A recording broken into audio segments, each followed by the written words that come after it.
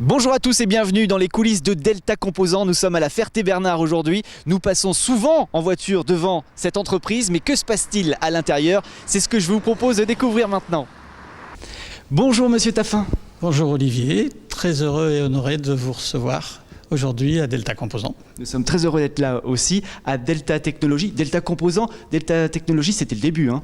Oui, Delta Technologies, j'ai créé cette société en 1986 et Delta Composants est arrivé 2 années plus tard par la reprise d'une entreprise en difficulté locale. Combien de personnes travaillent ici? 110 personnes à Delta Composants. Et nous avons aussi une unité en Roumanie qui s'appelle Delta Rome Technologies et qui a une 50aine de personnes. Complémentaires aussi. Complémentaires dans des domaines d'activité très proches. Vous êtes en quelque sorte des sous-traitants? Nous ne sommes justement pas des sous-traitants parce que, à la base, nous n'avons pas de produits propres, mais nous avons participé, mis au point très souvent une technologie déterminante, un procédé de fabrication tout à fait original avec nos clients, et nous sommes souvent le producteur d'une pièce, d'une partie importante de leur pièce à eux. Donc nous avons avec eux une relation d'une autre nature, puisque nous sommes très souvent et toujours au début les seuls fabricants de leurs pièces qui sont produites ici à la Ferté-Bernard. Donc pour bien comprendre, les produits de la vie courante que l'on utilise comme la brosse à dents, l'airbag ou même l'avion, il y a des parties qui appartiennent et qui sont fabriquées ici par Delta Composants. Voilà, avec des procédés originaux. Vous travaillez en famille? Oui, chez mes 2 fils qui sont maintenant au niveau de l'entreprise devenus des chefs d'entreprise, qui m'ont rejoint. Et d'ailleurs, il y a Guillaume qui nous attend là-haut pour nous montrer un peu plus de ce que nous fabriquons. On y va? On y va.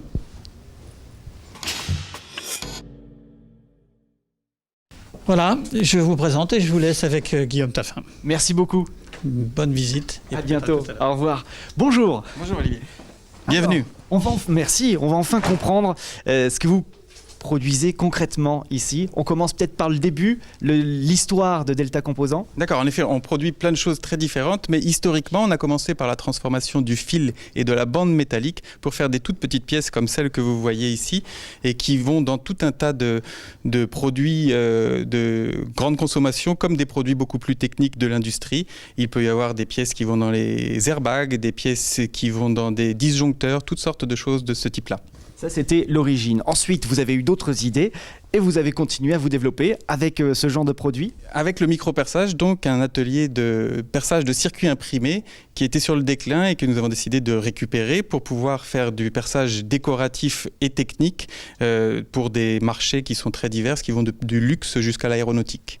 Génial, donc là on peut faire par exemple des cartes de vœux. On peut découper du papier, on peut faire des cartes de vœux, on peut perforer du cuir pour faire de la décoration, des ceintures, toutes sortes de choses. Vraiment c'est une palette supplémentaire pour les créatifs.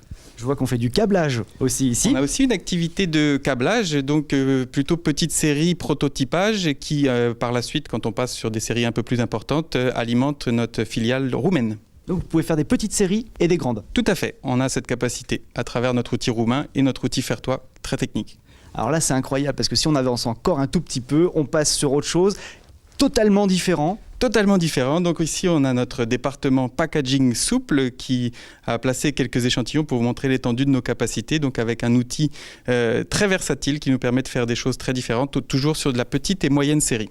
Emballage, et puis là, c'est de la gravure. Le dernier atelier qui a été intégré, donc de la gravure pour du micro-usinage, pour des plaques, pour des porte-clés, toutes sortes de choses, avec un petit atelier de 3 personnes, avec des machines à la pointe de la technologie pour faire des choses très originales. J'ai jamais vu ça, autant de choses différentes, je suis intrigué, je peux aller visiter? Bien entendu, je vais vous laisser avec Stéphane Guillochon qui va pouvoir vous faire la visite et puis vous allez prendre conscience à quel point l'innovation est quelque chose d'important pour nous. Notre slogan, c'est d'ailleurs l'innovation prend forme. Et je vous laisse avec Stéphane. Et on se retrouve en fin d'émission. À tout à l'heure. À tout à l'heure, je connais le chemin.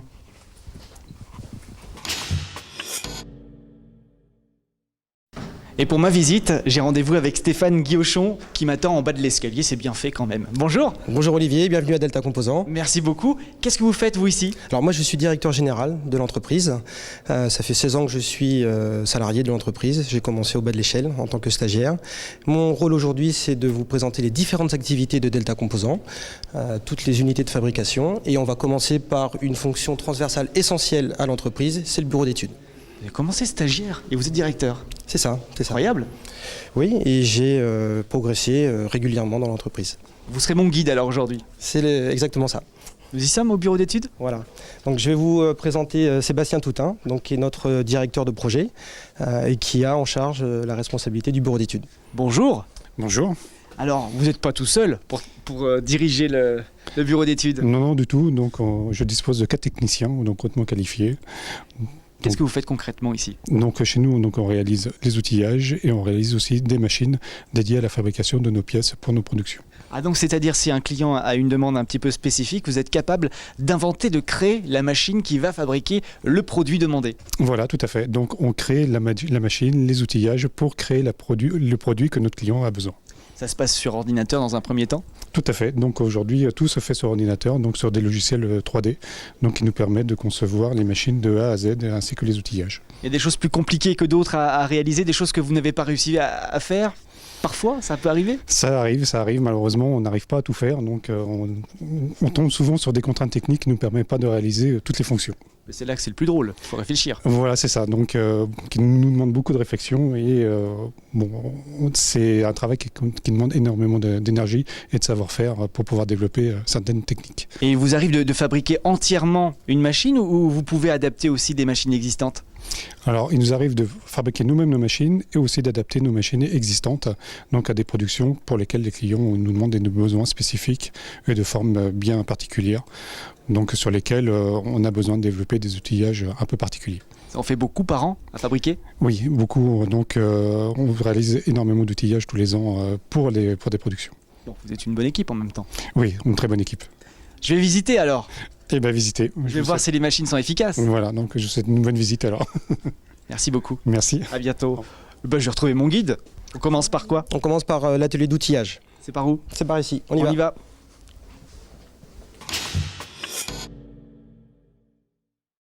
Ah, le voici, l'atelier d'outillage avec effectivement beaucoup de machines. Exactement, donc différents types de machines pour à la fois réaliser des outils neufs, mais également assurer la maintenance de nos outils en fabrication. Je vous présente Thierry, qui est le responsable de cet atelier. Bonjour Thierry. Bonjour. C'est une belle spécificité de fabriquer les outils, de les réparer, de les entretenir ici. Voilà. C'est votre travail. Voilà, c'est l'atelier outillage qui réalise et répare tous les outils de l'atelier production. On prend un exemple. On Qu'est-ce peut que vous prendre faites un en ce moment? exemple sur un outil qui vient de nous arriver, lequel c'est un outil de découpe qui fabrique ce genre de spécificité. C'est une connectique, une cosse. Donc sur cet outil, nous allons démonter de manière à rectifier la matrice, qui est l'outil de découpe principal, et de rectifier tous les poinçons qui sont à côté, ou les changer le cas éventuel s'ils étaient vraiment trop usés. Ça s'appelle de la maintenance. Ça s'appelle de la maintenance. Vous n'êtes pas tout seul pour faire tout ça? Nous ne sommes pas tout seuls, nous sommes 6 dans l'atelier pour réaliser ce genre de travail. Alors là, on voit l'exemple, c'est Cyril qui est à la machine. Cyril qui est en train justement de rectifier la matrice, qui est la pièce principale du bloc de découpe, où il remet des arêtes vives sur sa matrice de manière à découper parfaitement. Et au bout d'un moment, il n'en restera plus grand-chose à la Et matrice. au bout d'un moment, on arrive à une cote d'usure qui est bien déterminée, et là, c'est la fin de vie de la matrice. Vous êtes combien à travailler ici? Nous sommes 6 dans le secteur, Avec beaucoup de travail, j'imagine.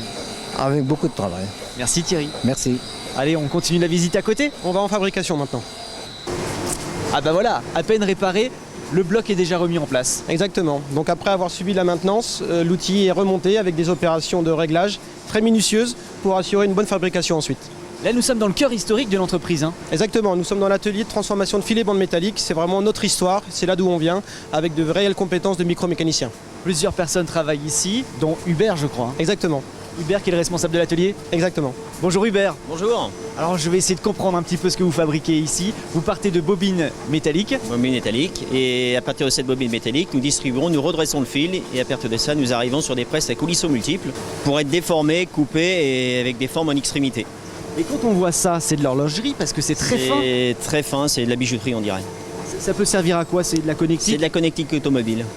Parce qu'on voit, je ne sais pas si on la verra à la caméra, mais le bout est en forme de pyramide pour pouvoir percer quelque chose. S'insérer plus facilement. Et il y a d'autres machines comme celle-là qui fait un joli bruit d'ailleurs. Elle est destinée à quoi celle-ci? Celle-ci est destinée à usiner les extrémités de pièces. Comme ce que vous avez dans les mains là. Comme ce que j'ai dans les mains, à partir d'un fil, toujours redressage. Et on coupe le lopin et on vient faire l'extrémité des pièces. Ça on imagine que ça peut servir dans différentes choses. Le bâtiment, Différentes choses, le bâtiment notamment. faire des disjoncteurs, je sais pas, des choses comme ça. Dans l'ameublement. Ça c'est de l'ameublement, d'accord. Est-ce que cette machine là qui est là, qui fait un joli bruit comme on le disait, pourrait servir à faire autre chose? Elle est modulable au niveau du diamètre et de la longueur, mais faire autre chose avec, non, c'était pas possible. D'accord. Il y en a plusieurs comme ça ici dans Oui, il y en l'usine. a quelques-unes, Elles tournent toutes en même temps. pratiquement. Ça fait du câble à dérouler. Fonction des demandes. Ça c'est donc le premier métier de l'entreprise que l'on découvre ici. Voilà, donc le travail du fil métallique, principalement.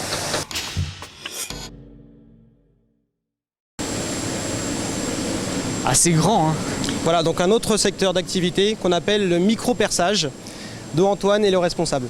Bonjour Antoine. Bonjour. Alors le micro-perçage, qu'est-ce que c'est? Oh ouais, alors, du coup c'est une technique d'usinage bien particulière qu'on a chez nous, où on fait de la perforation à l'aide de tout petits outils, de tout petits forets, et on fait aussi de la découpe numérique à l'aide de fraises.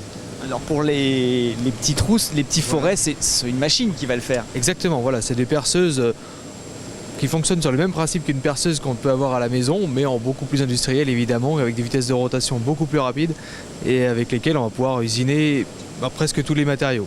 Donc les applications ensuite, là vous avez Alors, par exemple dans les mains du papier. Voilà, donc on a des applications sur du papier, donc qui vont servir aussi bien pour faire de l'emballage sur du packaging, des coffrets pour Noël, des cartes à sentir pour les parfums, mais aussi bien des éléments, des cartes d'invitation, des cartes de vœux, des faire-part de mariage, des choses comme ça. Et après, au niveau des applications, ça va être en maroquinerie de luxe, où là ça va être aussi sur une application, on va dire décorative. Et où là on va travailler sur des sacs à main, des ceintures, des gants, des chaussures, etc. C'est très varié ce que vous faites. Oui, c'est ça. Et en plus, après, on va continuer justement sur l'usinage plus technique pour la partie aéronautique.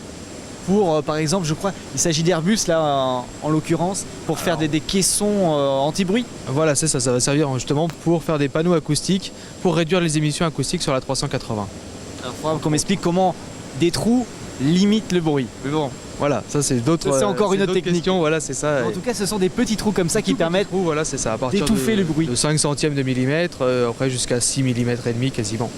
On est vraiment dans le micro. Il y a beaucoup de projets qui vous passionnent comme ça, qui vous intéressent plus que d'autres. C'est des projets sur lesquels il faut être très réactif et du coup on a cet avantage dans ce secteur ici de travailler sur une multitude de projets complètement différents. Dans la même journée, on va traiter justement ces trois grands domaines d'application, le packaging, l'aéronautique, la maroquinerie. Donc on mélange tout ça au milieu du même atelier, c'est ça qui est vachement intéressant, quoi. Vous êtes combien dans l'atelier? Alors ici on va être une douzaine, voilà, sur une équipe en 3-8. 3 équipes en 3-8, plus 2 personnes derrière moi. Alain, notre chef d'atelier, et Vincent pour la partie technique et réalisation des programmes. Oui, qui programme l'ordinateur. Voilà, c'est ça. Qui va commander les grosses perceuses. Voilà, les grosses perceuses, voilà, c'est ça exactement. Eh bien, merci beaucoup. De rien, je vous en prie. À bientôt. Oui, bonne continuation. Merci, on y va tout de suite par là-bas. On continue.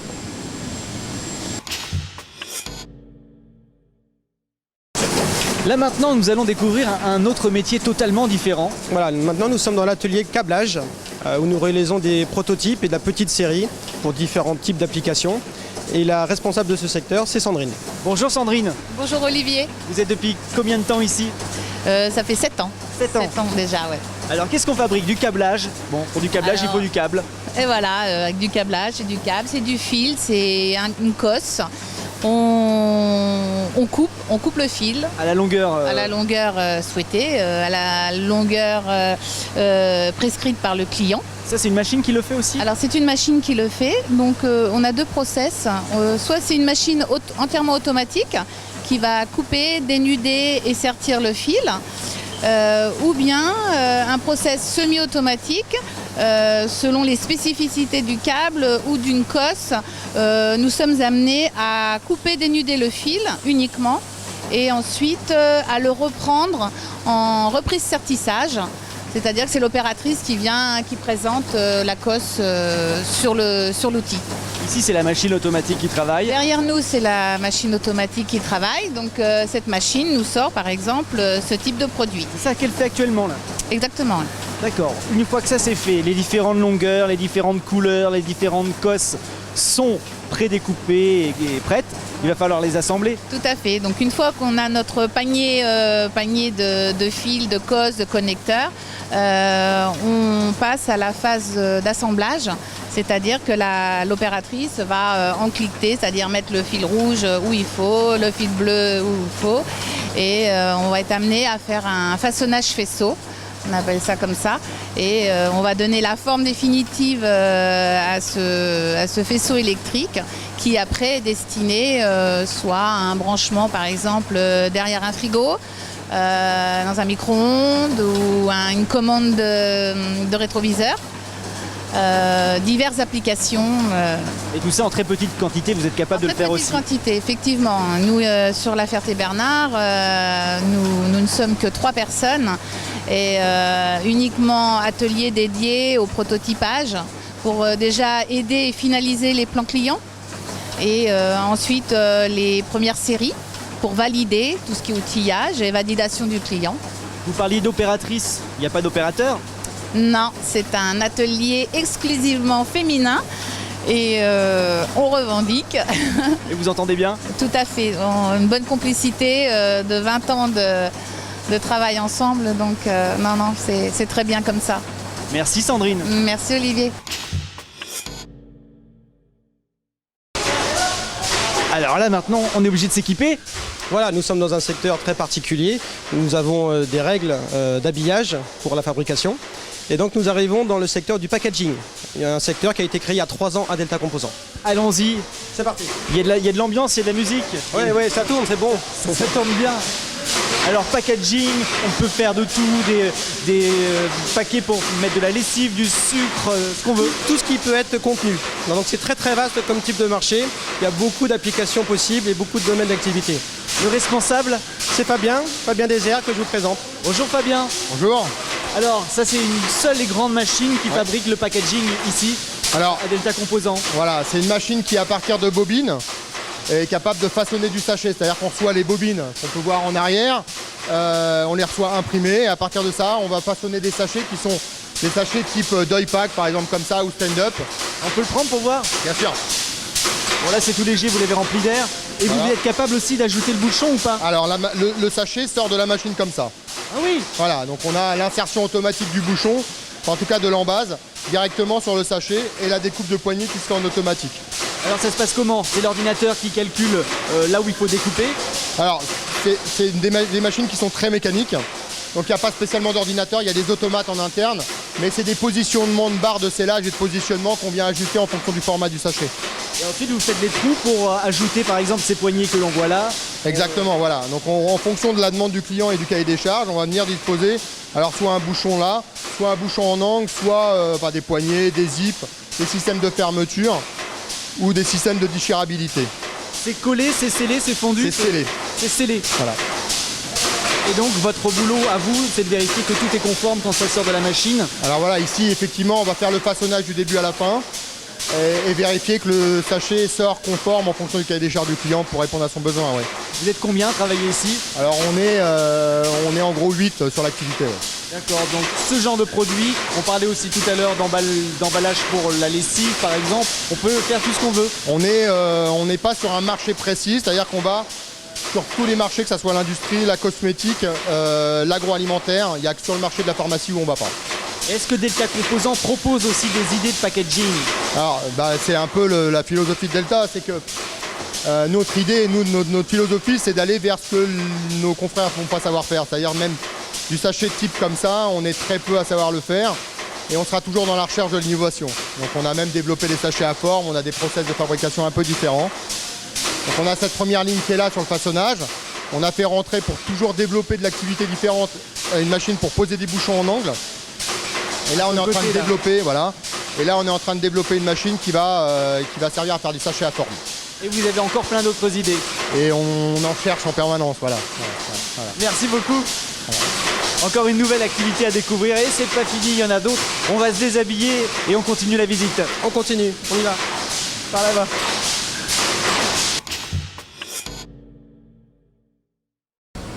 Encore un nouvel atelier à découvrir. Qu'est-ce qu'il y en a ici hein? Voilà, donc là c'est le dernier atelier qu'on a rentré à Delta Composants, il y a 2 ans maintenant.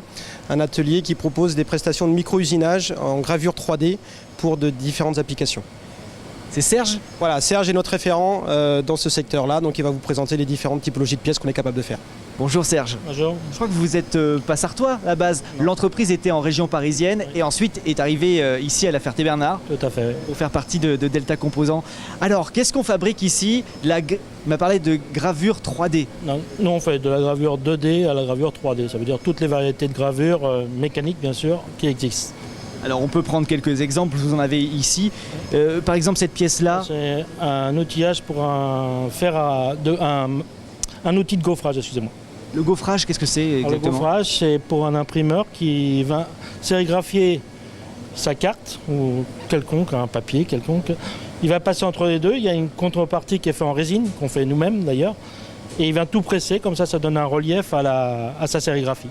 Et vous arrivez aussi de travailler pour Delta Composants aussi, peut-être? Quelquefois pour la sècherie surtout. D'accord.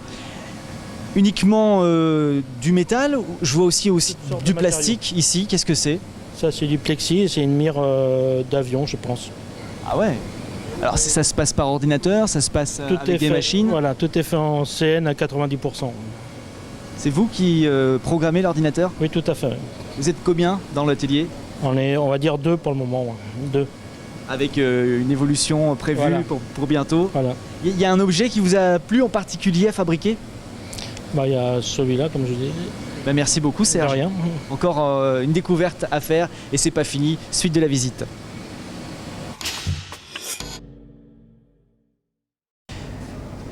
Et donc ici c'est la phase finale, les différents produits fabriqués dans les différentes activités de l'entreprise. Et elles sont nombreuses ces activités, tous les produits passent par ici pour être vérifiés. Voilà, donc là nous sommes au sein du service qualité, qui est vraiment une fonction transversale à toute l'usine et à toutes les activités.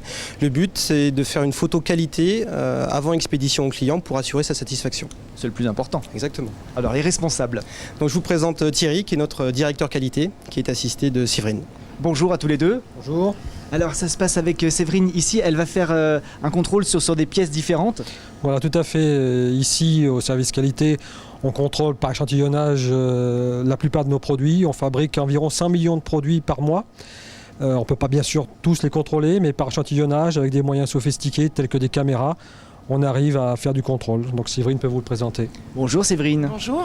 Alors qu'est-ce qu'on vérifie là? Ce sont des... Alors la caméra en fait va vérifier toutes les cotes des pièces qui sont posées sur la réglette. Et vous voyez là défiler, donc elle prend une photo en fait à chaque fois. Pour voir si c'est bon. Voilà. Là c'est bon. Voilà. On va le voir quand on aura le point. Toutes les valeurs qui sont enregistrées par la prise de la caméra sont mises sur cette carte. Et qu'est-ce qui se passe quand c'est pas bon, justement? Alors quand c'est pas bon, on isole le pot. D'où provient la pièce. On mesure après sur les projecteurs de profil les véritables valeurs de la pièce. Si les valeurs sont bonnes et sont confirmées bonnes par ce contrôle, on valide le pot et il est remis avec toutes les pièces qui étaient bonnes. Et si par contre c'est rebuté, dans ce cas-là, si les codes ne sont pas bonnes, le pot est rebuté. Et puis recyclé. Et puis recyclé. Voilà. Merci. Merci. Alors ça c'est une des machines, mais il y en a d'autres. C'est pas la seule. Oui, là, on a aussi des systèmes de caméras qui sont intégrés dans nos ateliers de fabrication, qui permettent de donner directement des décisions des prises aux opérateurs en signalant que la pièce est bonne ou non conforme. Donc voilà, ces moyens existent également dans nos ateliers de fabrication. Donc ce sont des sortes de codes barres que vous rentrez dans la machine qui ensuite va reconnaître l'élément spécifique à ce code barre. Voilà, tout à fait. On a environ 2000 références qui tournent chez Delta Composants. Chacune des références est codée chez nous et chacune de ces références a son programme ou son instruction de contrôle pour pouvoir être vérifiée et répondre aux exigences de nos clients. Vous arrivez à en contrôler combien à peu près en une journée? En une journée, on contrôle environ 500 pièces, mais on va faire partir chez nos clients peut-être entre 2 et 3 millions de pièces. C'est énorme. Merci beaucoup. De rien. À bientôt. Merci. Et ben voilà, c'est ainsi que se termine ma petite visite dans l'entreprise. Merci Stéphane. Merci Olivier, j'espère que c'était une visite plutôt intéressante pour l'ensemble des téléspectateurs. J'espère qu'on vous a donné une vision relativement fidèle et globale de Delta Composants et que maintenant vous savez ce qu'on fabrique au sein de cette entreprise. Mais si je reviens dans 2 ans par exemple, vous aurez encore une nouvelle activité, j'en suis sûr. C'est très probable, puisqu'on est toujours dans cette recherche de nouvelles activités avec toujours notre leitmotiv qui est l'innovation. Merci infiniment. Merci. À bientôt. Au revoir. Au revoir.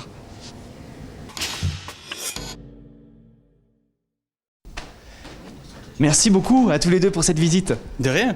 Alors, j'ai vu énormément de choses différentes, j'imagine pour des marchés très différents, eux aussi. En effet, on intervient sur tout un tas de marchés différents, ce qui nous rend moins vulnérables à des crises qui pourraient atteindre l'automobile, par exemple, puisque aujourd'hui, l'automobile représente 30% de notre chiffre d'affaires, mais on intervient aussi dans le luxe, l'aéronautique, l'automatisme, l'électronique et tout un tas d'autres marchés qui font, encore une fois, qu'on est moins vulnérable.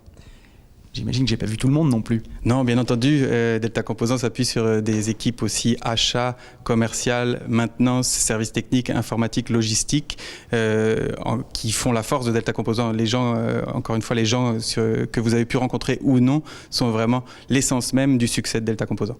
J'ai ressenti aussi une ambiance plutôt familiale dans l'entreprise. C'est exact, elle s'illustre parfaitement, je crois, par notre présence ici. Nous sommes devenus une famille d'entrepreneurs, donc nous sommes en situation de passer d'une génération à l'autre. Les mécaniques et les stratégies sont partagées aujourd'hui, donc on a la certitude que ce qui a fait notre succès depuis ces 20 ans pourra être prolongé. On croit aussi beaucoup en l'homme et déjà dans les mécaniques que vous avez pu voir que les différentes équipes ont pu avoir un certain nombre d'idées, ont pu réaliser un certain nombre de choses parce qu'elles partageaient des savoir-faire, elles partageaient des cultures, elles partageaient des équipements différents et que ça, c'est générateur de nouvelles idées, c'est générateur de choses qui n'ont pas déjà été créées ailleurs. C'est essentiel. En plus, vous avez dû sentir qu'à travers ce qu'on a pu exprimer, nous sommes d'abord des industriels, des ingénieurs, plus que des financiers. L'homme, pour moi et pour nous, est au cœur de tout projet, y compris économique. Notre projet économique prend en compte la création d'emplois, la création de richesses pour que tout ça puisse fonctionner. Mais c'est vraiment, à travers ça, la réalisation d'un souhait qui prend en compte aussi cet élément-là. Bravo à tous les deux et merci infiniment pour cette visite. Merci à vous. À très bientôt. À très bientôt. À très vite. À très vite aussi sur LMTV pour un nouveau numéro.